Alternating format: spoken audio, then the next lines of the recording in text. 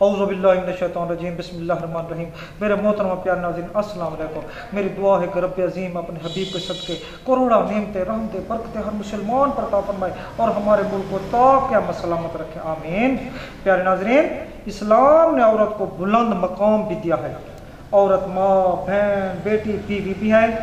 مرد کی نسبت عورت کو زیادہ تکالیف اور مصیبتوں کا سامنا کرنا پڑتا ہے، بہت ہی زیادہ جسمانی تکالیف کا بھی سامنا کرنا پڑتا ہے، جس میں ایک مخصوص ایام یعنی کثرت خون کا حیض آنا، کم آنا، بہت زیادہ تکالیف ہونا۔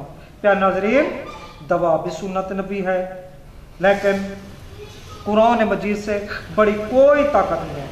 میرے استاد محترم الحاج حافظ محمد علی صاحب نے عورتوں کے مخصوص تکالیف کے لیے سورۃ نور کا مجرب عمل بتایا ہے، جو میں آپ کو بتا رہا ہوں۔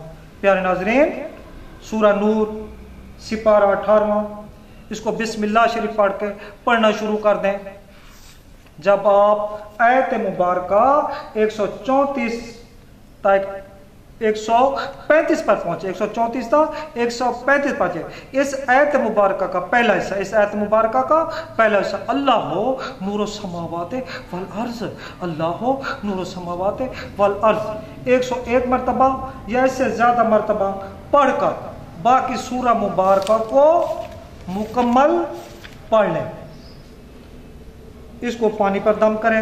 اس دم کیے ہوئے پانی میں آب زمزم اور مسجد کا پانی پلا سکتے ہیں۔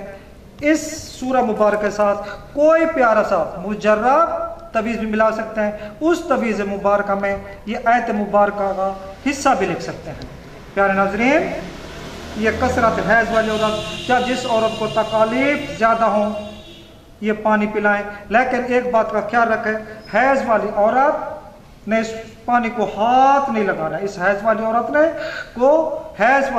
نے اس کو ہاتھ نہیں لگانا ہے، کوئی اوپر والا بندہ اس کو پلائے گا۔ انشاءاللہ اس عمل سے حیض والی عورت کی تکالیف دور ہو جائیں گی، لیکن عمل سے پہلے کچھ صدقہ لازمی دے۔